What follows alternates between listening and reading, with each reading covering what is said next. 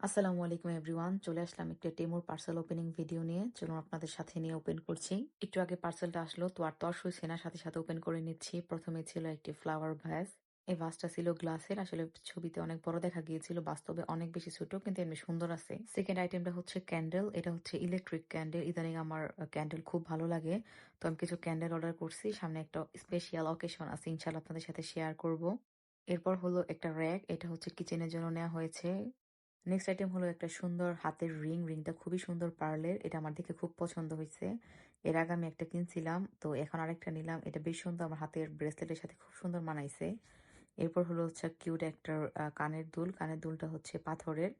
এটা সবসময় পরার জন্য নেওয়া হয়েছে, তো এটাও খুব সুন্দর।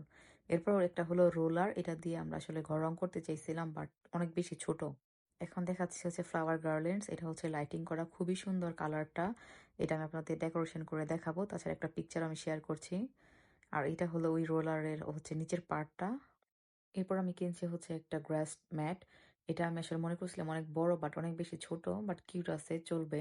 নেক্সট যেটা আমি কিনছি, এটা একটা সুন্দর একটা ফ্লাওয়ার রিং। রিংটা আমার খুব বেশি পছন্দ হয়েছে। এটা অনেক স্পেশাল, কারণ এটার যে গোল্ডের রিংটা আমার খুব বেশি পছন্দের, তো আমি এটা কিনে নিলাম। আর এই কিউট হাঁসটা হলো একটা সোপ রাখার হোল্ডার। এটা কিন্তু অনেক কিউট।